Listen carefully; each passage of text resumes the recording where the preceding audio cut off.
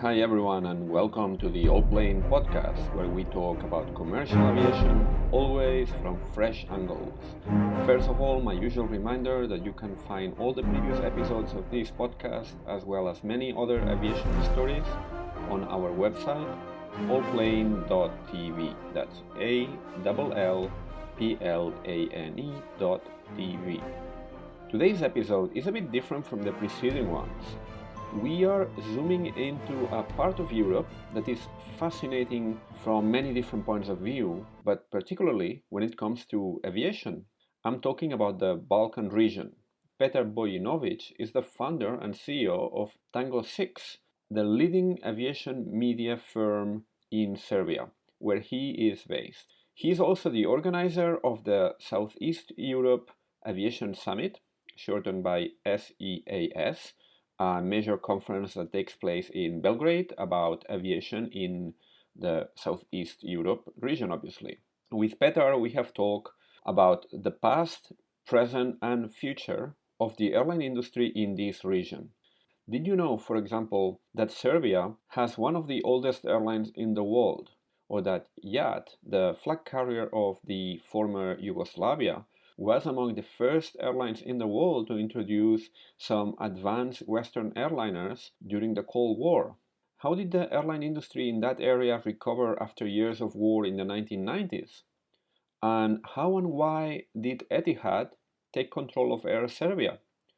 What are the prospects of the airline industry in the Balkan region? Well, we talk about all of these and much more in today's episode of the podcast. So tune in. Hi, Petar. How are you? Excellent, Mikhail. Thank you so much for having me.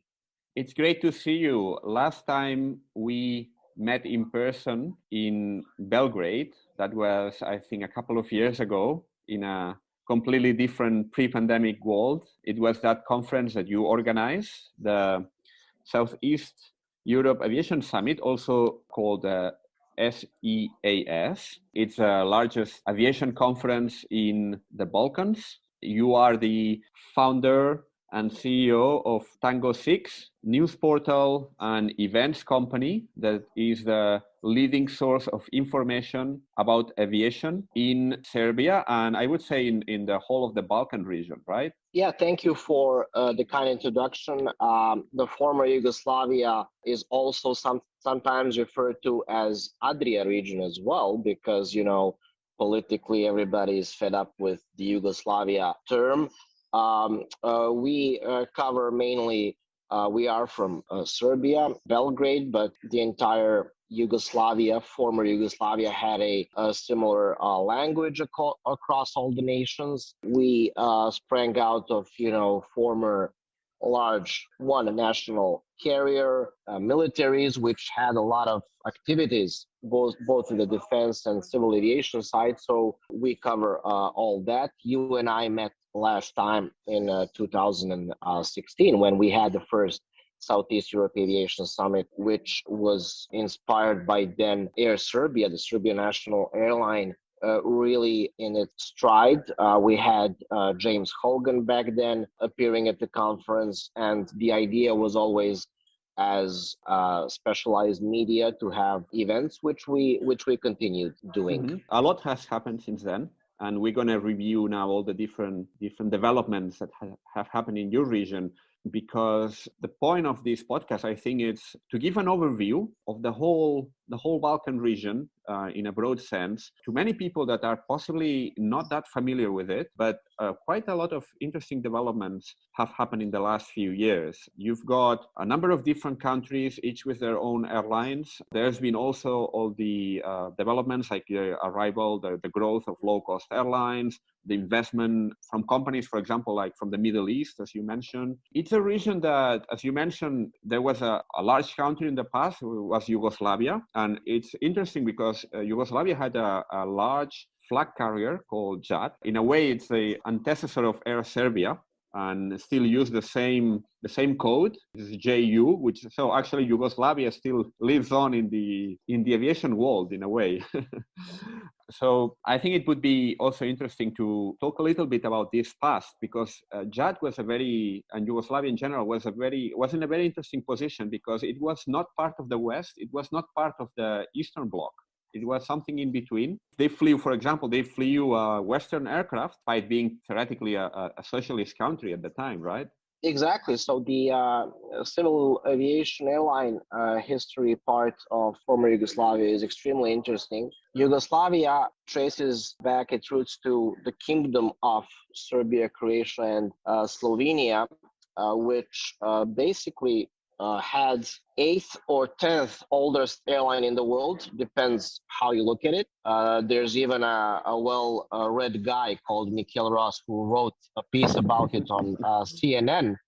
True. And I think Serbian TV picked up my article on CNN about the world's oldest airlines, because I was mentioning exactly. Air Serbia. Started in the 1920s, exactly. So, right, I think.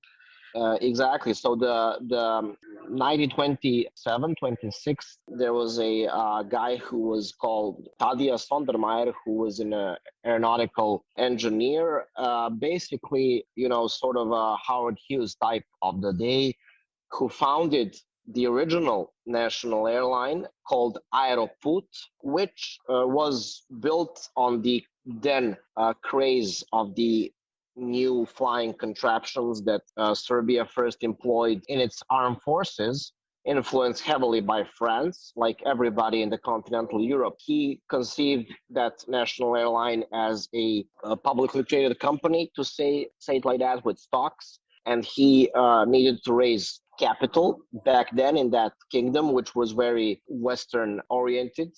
Started its industrialization back then, like similar countries. And basically, he formed the airline with several, we can call it stunts, one of which was a legendary flight to popularize the new venture from Paris to Bombay, had its pit stop in Belgrade. And basically, it started that story, which then evolved into the events that then went on.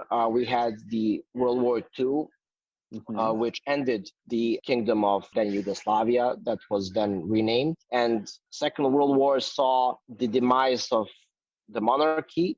Communists came on board. Well-known leader, Josip Broz Tito, who initially was basically on the wings of a great success of defeating the Germans in majority on his own. He was not tied to the Soviet Union.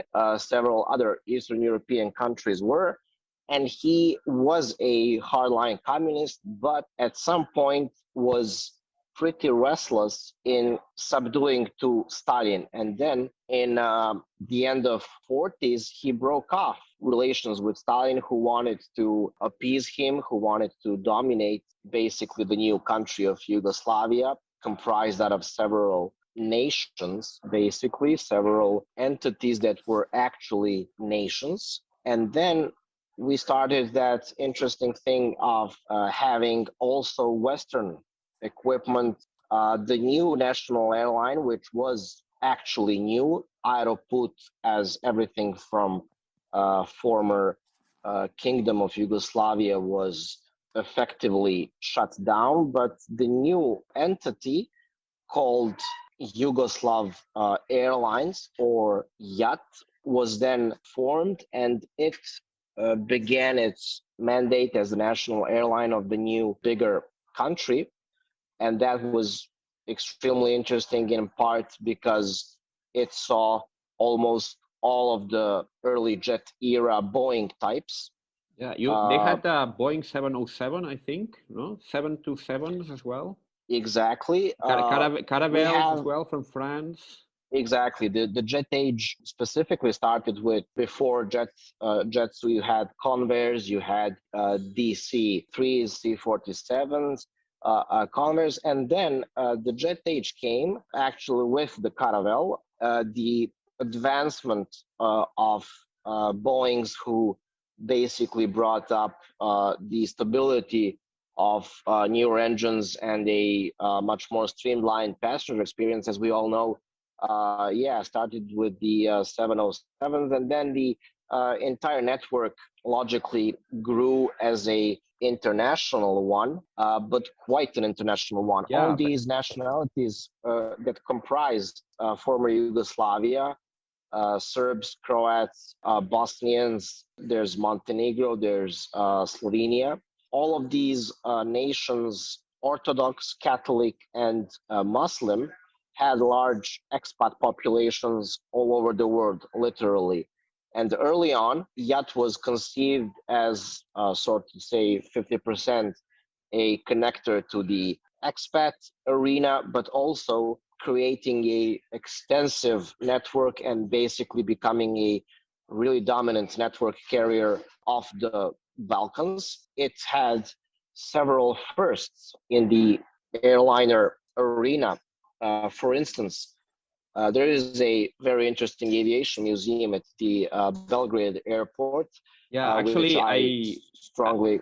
yeah, I wanted to talk also in this call about the museum, because that's definitely not just because of the content, because also the architecture of the place is very interesting and is literally between 20 meters of the main terminal of Belgrade Airport. So Definitely, and the yeah, entire we will touch yeah, upon that later on. The new reconstruction of the Belgrade airport will improve even more the museum. The thing about the early jet age is interesting. Yacht had almost all the well-known Boeings, 707, 727, and then the revolutionary shorter haul DC-9, DC-9 30, which of which I think that we have a DC-9 serial number 003 simulator, the third hmm, ever built globally, that was delivered to Yacht, and that is unfortunately in the basement of the museum, not restored, but that illustrates that Yugoslavia relied to the West when it came to the jet fleet for its national airline. JAT was the first national airline, or actually an airline, that operated 737-300s in Europe. okay, Back then, it was in 87, I think. Back then, it was a miracle on tarmacs around Europe, where like Lufthansa pilots asked their yacht colleagues to climb into the cockpit to check it out, and basically that split with the Soviet Union initially, which ended a decade later, but National Airline kept its Western types. There was another airline, a charter airline called Aviogenics, which had its Tupolyevs, which had it 737-200 as well, one of the first airlines also in Europe that operated it, because Yugoslavia was a much larger country than all the countries now, and it had its significantly developed industry, which lacked actual foreign currency in cash back then, and a lot of those deals were barter arrangements for finished products that were basically exchanged, so to speak, for instance, DC-10s. That was the culmination of Yugoslav Airlines when it basically decided to had destiny tied to McDonnell Douglas, and they operated at some point, I think, even 5 DC-10s, majority owned, some of them leased, and then they served the globe from Belgrade. yeah, because actually the network, I saw a poster of the route network of YAT was quite extensive, as you mentioned, many international connections, and quite a few of them long haul. I think it was flying to America, to different continents. To Australia, from to the right, from the east coast of Australia to the US. It really had a elaborate network. It was comprised operationally also out of all of the states. The majority of operation was logically based in Belgrade, but it was really a gem of an airline. Then the 90s came, the country dissolved itself in a bloody civil war, unfortunately, and that sprang out several national airlines of the newly created countries. Yeah, if I can stop you 1 second here, because we're going to talk now about all these different successor airlines. Just one question I had. JAT did operate all these Western aircraft types, but did it operate as well aircraft from the Soviet bloc, or that was only the other airline, the charter airline that operated them? Well, yeah, because basically yacht was dominantly based on Western equipment, but early on it had Ilyushins, it had several types, but they were not, they were really short-lived because it jumped into the jet age with Boeings. They never looked back except for the DC-9 and the DC-10. The DC-10 was sort of in competition with then early versions of the Boeing 747, but McDonnell Douglas won out on that. Soviet types were more present in Aviogenics airline, which was a charter airline, but also at the end of the 80s, even within Yugoslavia, still being a whole country, Slovenia created Adria's predecessor, which then was one of the first countries also in Europe to acquire the new kid on the block back then, Airbus aircraft. Mm-hmm. So basically in Yugoslavia, you had every single representative of an airliner manufacturer, which you can now see in the Belgrade Airports Museum. Yeah, you had a very pioneering spirit at the time when it comes to aircraft acquisition.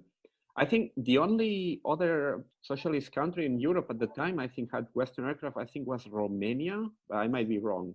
I think they also acquired some Western aircraft, although Romania was properly in the Eastern Bloc, unlike Yugoslavia, which I think was part of that thing called the non-aligned movement. Exactly. So Yugoslavia was never, even when it went back to the Soviet Union, when Mr. Khrushchev came on and they basically called it a truce, but they were never formally in the Eastern Bloc. Yugoslavia was definitely something that was up for grabs, either for Soviet or for Westerners in the defense side for NATO. So it was interesting, and Tito, who remained the sole president until he died, it was a classical, communist single-party rule, but not as brutal as other countries were. It was very liberal, as a communist state could have been. It basically established some ways of living, which travel was very illustrative of, that you could basically have all of travel options, west or east. And the unaligned movement was Tito's idea to basically, for himself, to create a third option outside of the Soviet bloc, the NATO alignments, and that was based on African and some Asian countries. So even that was being supported by JAT, and unfortunately, that story ended like basically all the communist countries in Europe ended. Mm-hmm. Then, of course, there was the years of war, some terrible conflict for a number of years in different parts of what used to be Yugoslavia, and then what we ended up with is actually all these different there are all these different national airlines, which some of them have been a bit of a difficult existence over the last few years. I think you can tell us a bit more now, but you have Air Serbia in Serbia, obviously. There was Adria in Slovenia, which recently went bankrupt, and I think there is some talk now of restarting it somehow. But I think for the time being, Slovenia doesn't have a flag carrier. Then there's Croatia Airlines, that has been in some chronic state of financial distress also for quite some time. Then there's Bosnia, where there's been an airline recently launched. Fly Bosnia was launched just a couple of years ago. I don't know how they are doing. It's a small market. It's a small airline. We can talk a bit more about this later. Then there's Montenegro, which is a big tourist destination, but small country, had a small airline that went bankrupt last year or early this year. I don't remember exactly the chronology, but very recently it went bankrupt. The government has relaunched a flag carrier with a slightly different name, more or less with the same mission. I think that there are no more airlines, right, that succeeded JAT. Am I missing anyone else? Exactly. You're right. So when the war started, but also a couple of years back, before the 90s, like I said, Adria was created, and then JAT basically shrank. Everything remained in Belgrade, and the successor was the same company, actually, and the name was just first years, actually, it remained the same. Then 2000s, it was renamed JAT Airways because the acronym of JAT didn't stand for Yugoslavia anymore. So then it became a brand name on its own. So it got then privatized, right? And then Etihad. So if exactly. So let's do it like chronologically. When Adria was started slightly before Yugoslavia's collapse, JAT survived only to become a Serbian national airline. But back then, you had a country also called Yugoslavia, which was the successor of Yugoslavia, which was comprised out of Serbia and Montenegro. And initially, in like 15 or some years, it was the Federal Republic of Yugoslavia. Late 2000s, then Montenegro declared its independence, and Serbia remained finally as a country. But Montenegro Airlines was formed while the Federal Republic of Yugoslavia was in existence. So actually that country had two airlines, which JAT Airways was de facto the national airline, but Montenegro Airlines then started with Fokkers, then acquired later on Embraer jets, and they started catering for their own country despite being in a same country. So in early 90s, during the war, I think 92 or 93, Croatia Airlines was formed as the national airline of Croatia, and Adria Airways became a full-fledged national carrier of Slovenia. All of these airlines were a relic of the need to have your national airline to continue on the sort of economical and political standards of the former country, where it was unheard of that you did not have an airline to connect you at least to Western Europe. But back then, in the 90s, you did not have low-cost airlines, and every single country except Bosnia thought that it could sustain an airline. All of these airlines, early on and now as well, are extremely seasonal businesses, which definitely kills their operation year-long. Like majority of similar airline entities, they make money during the summer and they survive during the winter. They have significant VFR traffic. They have significant seasonal expat dates that see traffic. But other than that, the summer season combined with charter travel, and before all these crises, let's say something in the manner of business travel. So basically, they are all in a difficult situation to do business, and they struggle. It seems it's been a constant. I mean, pretty much all of these airlines have experienced chronic financial difficulties for a long period of time, and some of them even have gone out of business. In the case of Air Serbia, there was this very important development, I think was in 2015, around that time, something like that. It was privatized, right? Or part of it was privatized, and you had this big investor with deep pockets that comes on board Etihad, which at the time had the strategy of acquiring stakes in airlines in different countries, and then Air Serbia was part of that project. How did it go? I mean, what happened with that project? Did it really change the dynamics in the region? That's the only successful project of all these that I mentioned. Slovenia's national airline got bankrupt by a sort of a venture capital company that was used into buying up failed businesses, flipping them, selling them, which was totally unorthodox in the airline business. So they failed, and the airline was bankrupt. Croatia Airlines, on the other hand, as Croatia has its tourism, its beautiful coast, which in the early years they tried to service, but low-costers took over the sort of the entire coast. It was forced to basically pump up Zagreb numbers, and that led to some unfortunate strategic decisions for Croatia Airlines. And it was always up for privatization in the last 10 years, but it never found a partner. And Air Serbia basically was a winner of all these circumstances because it was based on a old Boeing fleet, Boeing and ATR fleet. There was an order for Airbus 318s, in fact, in 98, but that didn't materialize. And for a significant number of years, the airline was in decline. In 2012, there was a change of power in Serbia, and the guys who came to power were slightly more, let's say, populistic, more active than their predecessors, and they hit it off with the UAE.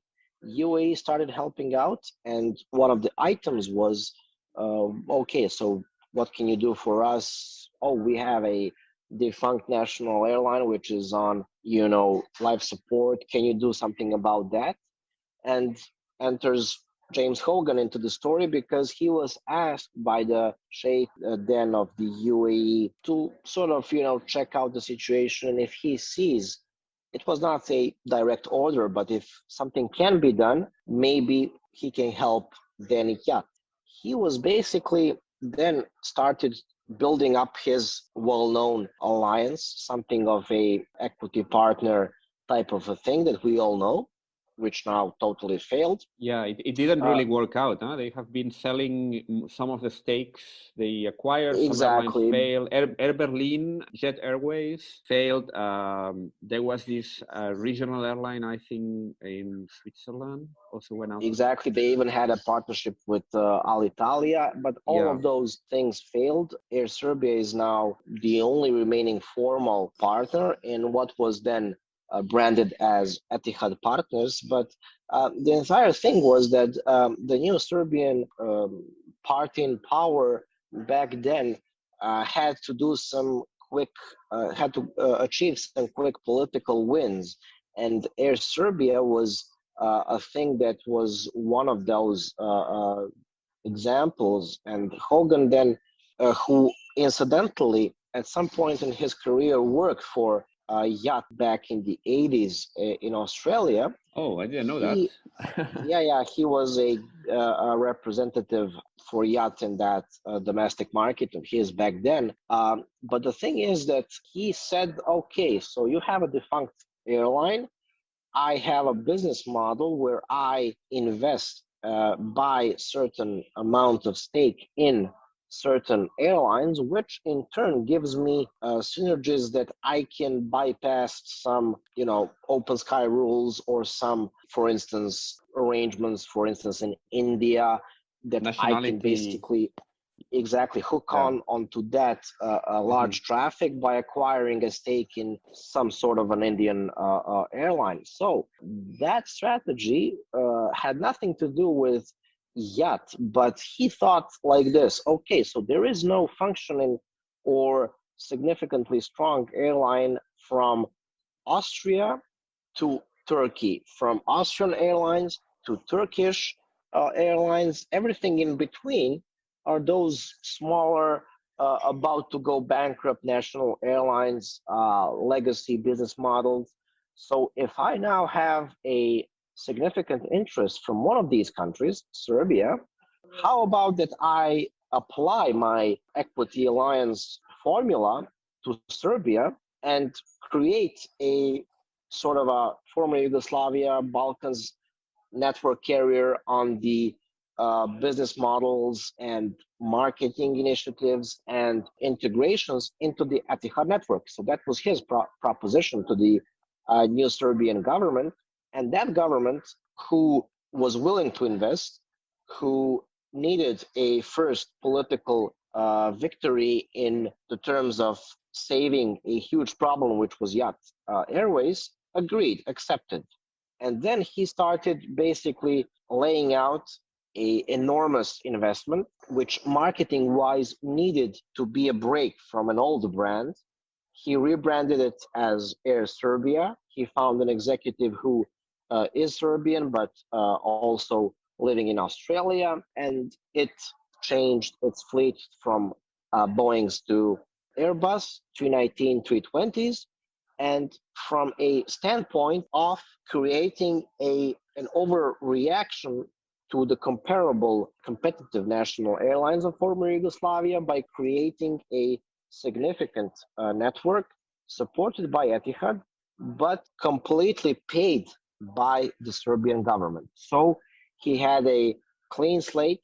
Whatever he, conceived, Serbian government paid for it, and ultimately the entire capital amount that resulted from its foundation in 2013 up until now is somewhere around, depending on sources and data, from 300 to 400 million euros, which all went out of the Serbian budget. But an interesting thing happened. The new national airline effectively introduced through Etihad's business model a significant thing called transfer passengers, which were the result of a larger network carrier, and that in turn created previously unexisted around 1.9 million passengers to the Belgrade airport, which were not there because the increased network logically was the result of that. And so those were new passengers. Those were almost 2 million of transit passengers that were not there before. Uh-huh. Exactly. I'm not completely precise or aware of the spread between transfer and direct or point-to-point, but that was the end result. And the Serbian government, somewhere in the middle of the current history of Air Serbia, even got a better financial situation as a state budget considerations go, and they continued investing, but honoring all the European Commission state aid rules to the letter. So basically, they grew, introducing a direct route to JFK, acquiring, leasing a single Airbus A330, which then basically provided a dominant force in the region, specifically for transfer passengers. And an interesting thing happened then. These newly created, so to speak, 2 million passengers for the duration of the new airline then increased the appeal of Belgrade Airport, Nikola Tesla as well. And then Serbian government said, okay, so we now have a meteoric rise of the numbers for our capital's airport. Let's see if we can put it up for a concession. They did that, powered by those Air Serbia numbers. And in 2018-19, there was a really large tender by the amount of companies, foreign airport managing companies and consortiums that played into that tender. Vinci Airports was selected, and basically it was the highest valued concession amount achieved in the entire Balkan region, because all of the capitals in the region went for a concession much earlier. Ljubljana, Zagreb, Sofia recently. Montenegro's airports were to be concessioned prior to COVID, but that fell through. The thing is, Belgrade Airport got the best price ever, and that was really spectacular. The total price was around 1.3 billion euros. And the thing is that the first installment was 500 million euros and 700 million euros for infrastructure investments for the extension of terminal buildings and things like that. So the country of Serbia, not knowingly, it wasn't a strategic decision, I'm sure, but what happened? They spent, like I said, around 400 million euros for the entire project of a national airline over the years. And that sort of resulted into the concession, which only in its first installment gave back all that money back into the budget. 500 million euros was the first installment paid by Vansi, and 700 million, not including a yearly concession rate, which will be around 10 million euros. And also, it was done before the Corona crisis. So effectively, we have now Nikola Tesla Airport in Belgrade, which is now a construction site being invested in because all the money has been secured previously by the concessionaires. So that was a really a great thing to be done. So basically, that thing was a win, a strategical win, and it shows that the civilian aviation industry was quite active here in Serbia. How many million passengers per year at Nikola Tesla Airport in normal times? Obviously not this last year, which is a bit unusual, but what numbers are we talking about? The last pre-corona numbers are at 5 million passengers annually. Uh-huh. Do you think all these different flag carriers, I don't know what's the situation now with Air Serbia and Etihad. They still have the partnership with Etihad, right? So Etihad still. When the entire equity alliance of Etihad's fell through because it was at some airlines was a direct investment type of a thing. In some airlines, stakes were a bit higher, some lower. Air Serbia's stake was Etihad's stake in Air Serbia was 49%. It now is even more diluted, but in Air Serbia they invested some cash, but the financial instrument was that it was actually a loan, not an investment, effectively having the country pay for everything despite there being a formal stake. There were no dividends ever. So that sort of a partnership was basically, it has a supervisory board, which is divided by percentage of ownership, but it was never as formal and effective in that sense as other Etihad partner airlines. When all of that alliance basically ended, Air Serbia remained because of actually that. It was not an actual investment. There were no dividends, and it remained a really formal alliance. Still a shareholder, though. Officially, they are. Their stake is now below 20%. But that shareholding concept is only effectively based on their seats on the board, which are now even smaller. Back then, in the initial 3 or 4 years, there were a lot of shared services being operated by Etihad.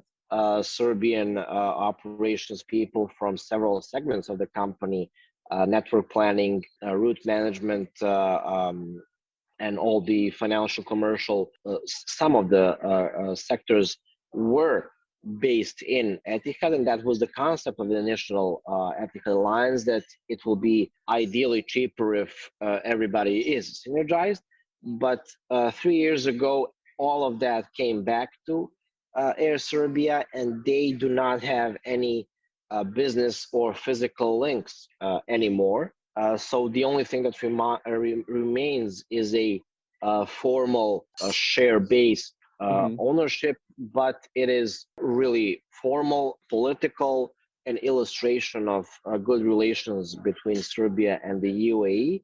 But Air Serbia, having its supervisory board in a big Serbian majority, basically runs itself. And no flight to Abu Dhabi anymore? So the flight to Abu Dhabi was canceled a few years ago. It was reestablished a few days ago, actually, by the only counter business concept to regional national airlines, the low costers, by Wizz Air. Wizz Air now, as you know, has a significant UAE operation. Yes. And it will have a nonstop service with the 321 Neo aircraft, and it scoops up several market opportunities from Air Serbia. When we talk about low costers, they have penetrated the market of former Yugoslavia early on. It is evenly divided by Wizz Air and Ryanair serving basically all of the countries, but Ryanair not being present in Serbia's Belgrade airport, only in its second biggest airport, second significant international airport, Niš, which is in the south of Serbia. So basically Ryanair and Wizz Air divided Serbia, Wizz Air being based in Belgrade, Ryanair serving the southern biggest city. Croatia's tourism, its beautiful coast and spectacular number of visitors during the summer, pre-COVID, of course, was totally scooped up by every single low cost there is. One question here. It's very convenient that you introduce the topic of low-cost airlines and particularly Wizz Air, because that was actually the next point I wanted to mention is in this region of the Balkans, you have all these national airlines, small airlines kind of struggling financially to get to some scale. But then you have airline like Wizz Air, for example, which is active all over Eastern Europe, operating successfully. It's been a profitable airline for a number of years, and it's shown that it can make work bases, even in relatively small cities in Eastern Europe, in many different countries. In the Balkans, it operates a few bases. I think you mentioned Serbia, Croatia. I think they have bases in Bosnia. Even I think in North Macedonia. I mean, isn't an airline like Wizz Air perhaps the most, let's say, promising or the most reliable way to develop air links in the region, perhaps, instead of having all these small airlines struggling and competing with each other on the full service market? Exactly. So that seems to be the conclusion. The thing is that, for instance, Republic of North Macedonia decided to put up its airline capacities up for sale, so to speak, to rent it out on a yearly or a bi-yearly, I'm not sure, tender, which Wizz Air won. So Wizz Air is de facto a national airline of North Macedonia, and they have established either bases or significant frequencies in all of the former Yugoslavia countries, and they do it as low costers do it very cautiously, very aggressively at sometimes, but optimally. The thing is that, for instance, Wizz Air has a base in Belgrade. Like in a majority of European countries, it employs local staff, local cabin and flight crew, and they even had a plan before COVID to increase the number of aircraft to 2 and then 3. But the thing is that the prime jewel of former Yugoslavia's market is definitely Croatia. And all of these cities and municipalities on the Croatian coast have, 10 to 15 years back united and basically figured out that you needed to put up some cash for low costers to be attracted, and they perpetuated a airline service that's ideal, that is extremely seasonal still. That was the problem for Croatia Airlines for a number of years. And then, for instance, Croatia Airlines had a sort of a directive to connect Zagreb to these coastal cities to create Zagreb as a midpoint through Western Europe, which pumped up value for Zagreb when its concession came about. But unfortunately, a few weeks ago, Ryanair surprised everybody and said and announced that it will create a base in Zagreb, which several analysts are now calling the death of Croatia Airlines effectively, which recently got a Western consulting company to yet again get it reorganized. But like you said, the business model of low cost airlines is still the most viable one.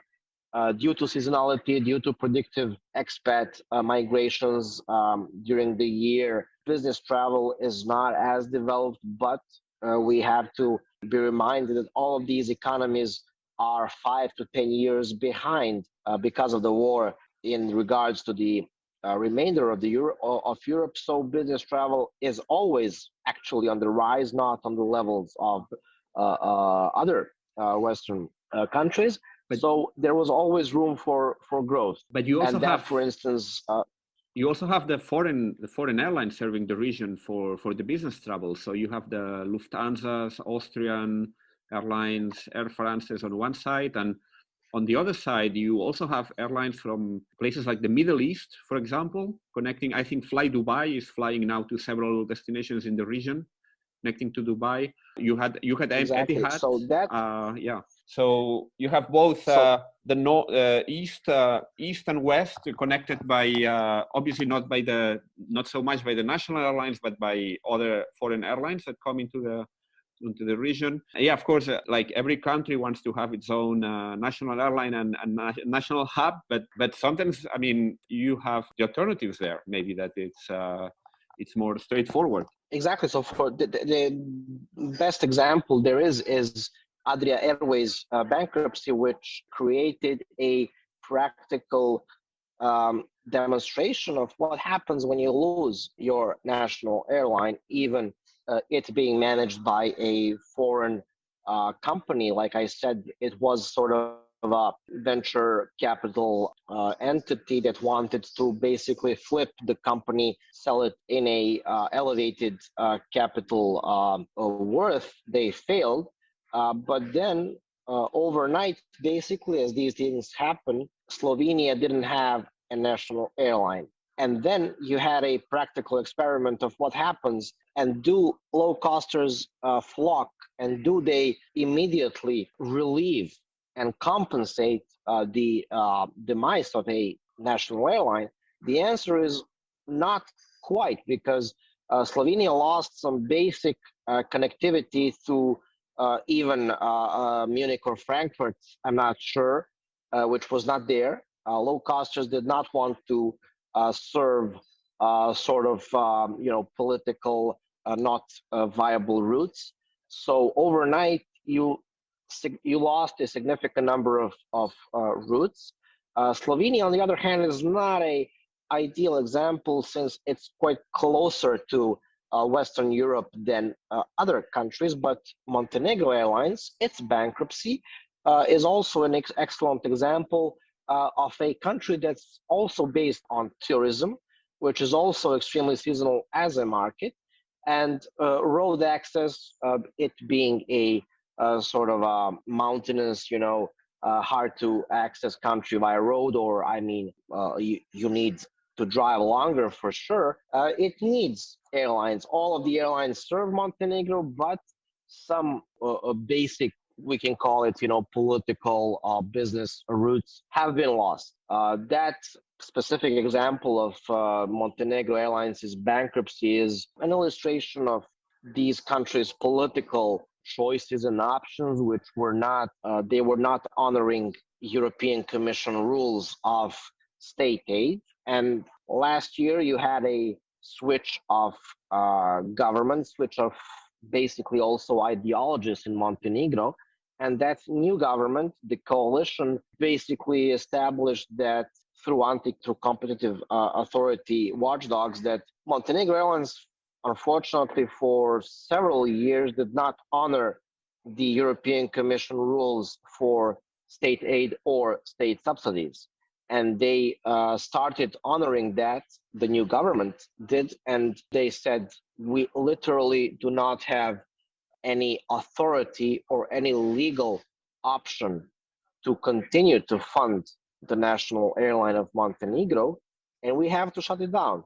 Incidentally, Montenegro is up to being qualified to join the EU, and ironically, one of the next chapters it found itself of the EU accession talks was competitive aids and things like that. So the perfect storm came for Montenegro Airlines. The new government decided to basically shut it down. It was a controversial decision because the entire entity was shut down, losing its AOC, losing its agreements in operations with all sorts of airline operating realms. And it quite quickly restarted itself a few days ago, branded as Air Montenegro. So the Montenegro segment of the name will always be there. It paid off its leased Embraers. So at least it has a couple of exactly two aircraft. And it will basically be a continuing state airline dedicated to being a fallback option for tourism and for significant basic connectivity to Western Europe, despite Montenegro also being infected by low-cost airlines of all sorts. It is still, in some regards, a national pride thing. It is, in some regards, a government accomplishment effect in all these countries. Some countries are more mature than others, and they do not wish to spend a lot of money on these sorts of operations, but they will struggle at the last possible option they have. Air Serbia proved to be a success because the government really stepped in and really invested. All of these other governments never had that much money. But like I mentioned, the concession agreement for Belgrade Airport, that resulted in a net positive situation, but it could have went other ways. So that will still be a national airline curse to remain for quite a few years. Even if Wizz Air or the Ryanair step up their operations in the region? They will never step up as aggressively as one would expect. Like you very well know, Wizz Air and Ryanair had their cutbacks.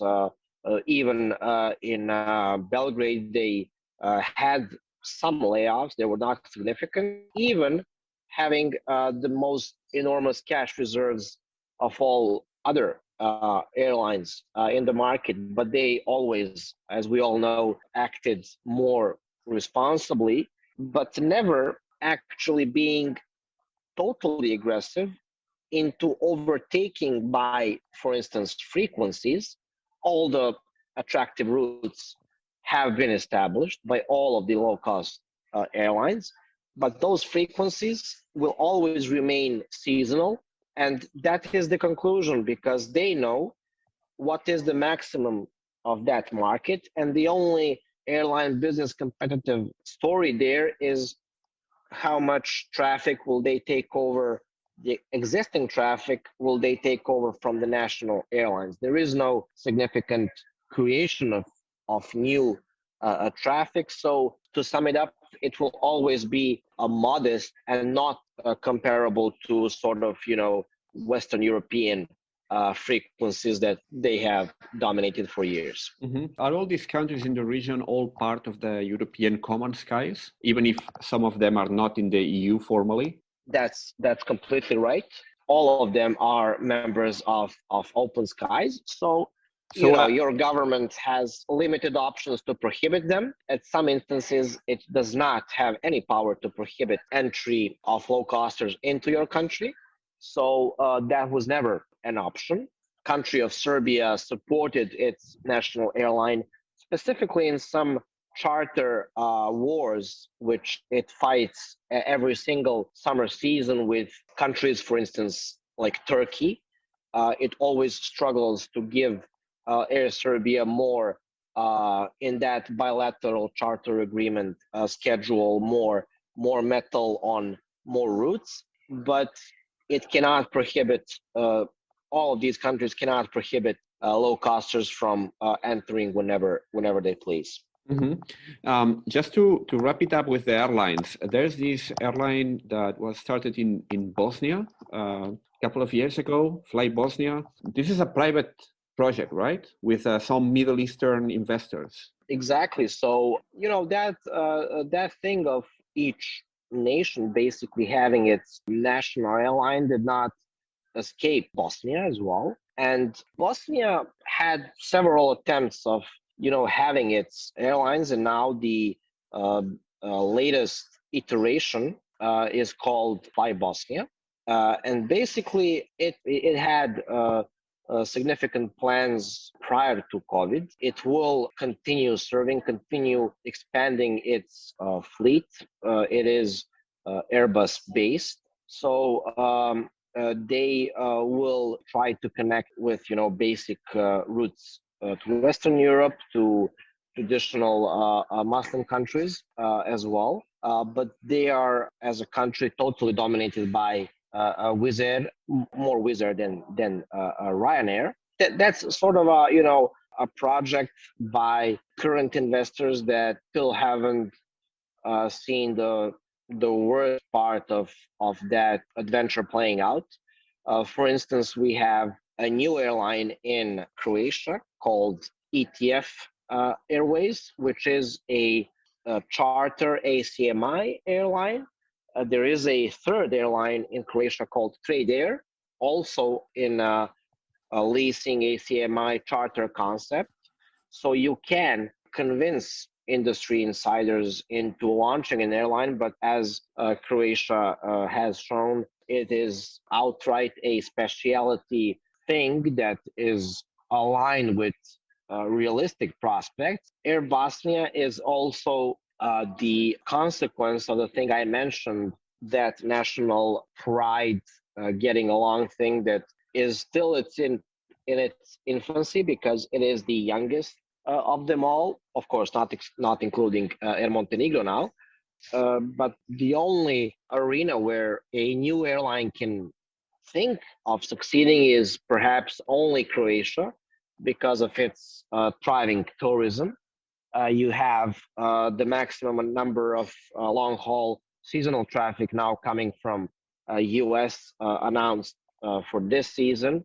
So that's the actual need. That's the actual strength of the economy that you need to cater. Bosnia, unfortunately, is maybe the poorest of these nations in economic terms. So it remains to be seen whether that airline will be viable in the long run. Aside from the tourism, how's been the trend in terms of air traffic? Is the local market follow the same upward trend as many other European countries, backed by all these low cost growth, or what's the trend? Definitely. The trend was really consistent throughout the later part of the decade, because all of these countries, Croatia entering the EU, Slovenia continuing its economic growth, they all, like I said before, had a pause in their development, which was significant because of the unfortunate wars. And it was the only stable growing market, former Yugoslavia as a whole, compared to some other Eastern European segments. So it was always there. Unfortunately, Corona hit, and these solutions that were presumably there, for instance, for Croatia Airlines, it was rumored that they found some partner to invest, some partner airline.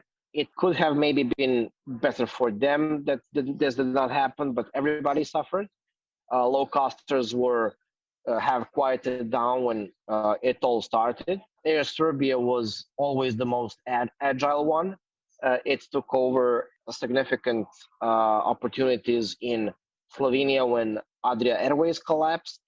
It is the single operator in the biggest corridor in former Yugoslavia, the most frequent corridor, and that's Belgrade to Podgorica and Belgrade to Tivat, Serbia to Montenegro. So Air Serbia was actually quite successful during the entire COVID situation, and now it's coming back to markets. It had around 55% load factor in a couple of past months. So that thing is picking up. It's still growth to continue. Now we have post-COVID growth, but like I said, these are not mature markets by a long shot. And if there is a certain thing that's growth, it only depends how significant it is. Petar, I wouldn't like to finish this podcast without talking about your events, the Southeast Europe Aviation Summit that you organize. This year it was online because obviously all the travel restrictions.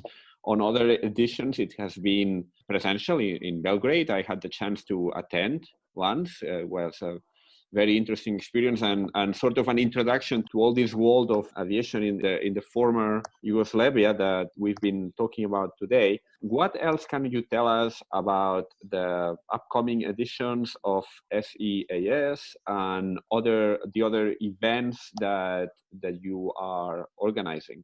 So definitely as a self-founded and self-sustained media driven by enthusiasm, we got entangled into an impossible thing of being a digital media in this day and age. Events are an interesting activity, profit source for sure, but also an interesting offline opportunity for people to connect, to create even interesting content. We started all that in 2016 by our initial major flagship brand called the Southeast Europe Aviation Summit, which was done twice, 2016 and 2018. It is a biannual event, and the largest one was supposed to be held in March 2020, but we had to cancel it 3 days before everything in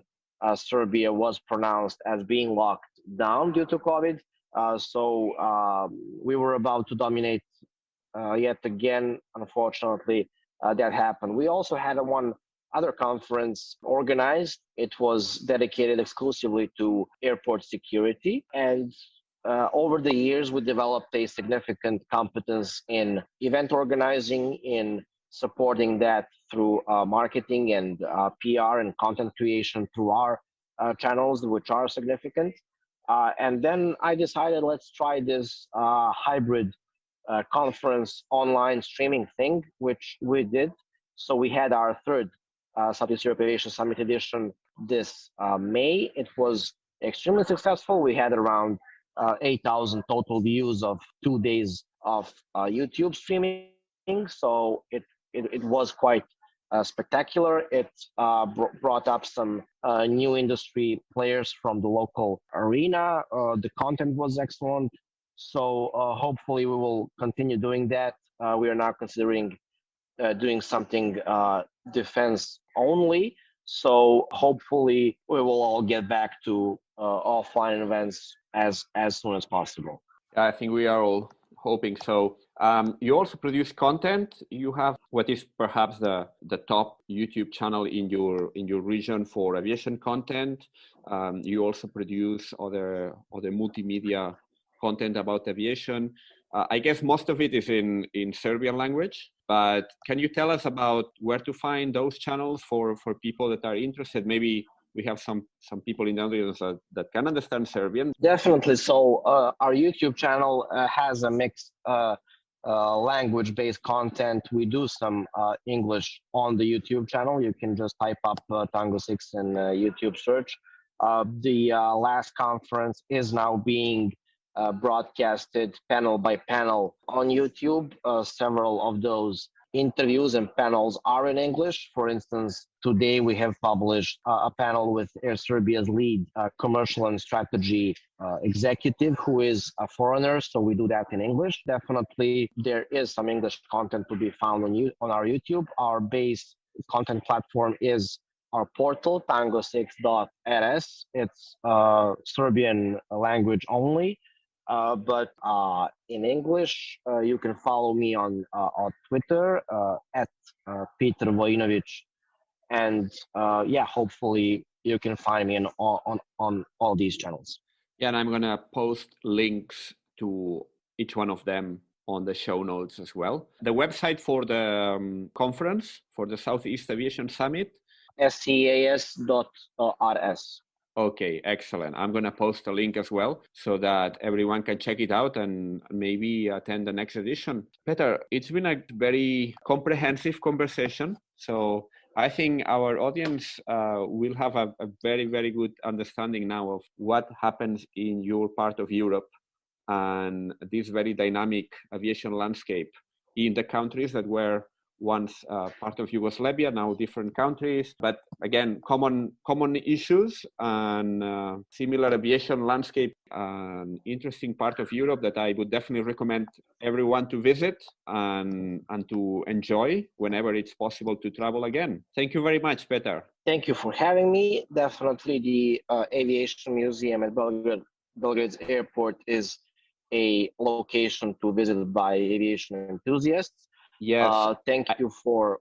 I would say, if I can say something here, if you have the chance to pass through Belgrade airport, even if it's on a short stopover, the museum is just outside the terminal. It has a very interesting sort of 1970s futuristic architecture and some interesting aircraft on the outside that you don't even if it's closed, even if the museum is closed, you can see the aircraft from outside, which is what I did when last time I was at Belgrade airport. There's a very interesting caravel on JAT colors, if it's still there. It is. Yeah, and then some other interesting examples of aircraft and helicopters that have been in service in the last few decades. And I still have to go inside their museum though, because on the day that I was there, it was closed. So I had to content myself with taking pictures from the outside. But in any case, recommended, go have a look if you have a chance to find yourself in Belgrade. Thank you, Mikhail, for having me.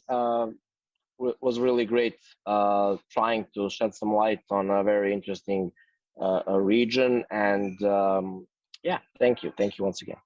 Good to catch up. Speak soon. Before you go, and if you like this podcast, a quick reminder that it would be absolutely great if you could please give it a rating on Apple, Spotify, or whichever platform you're using, or recommend it to a friend or whomever might be interested.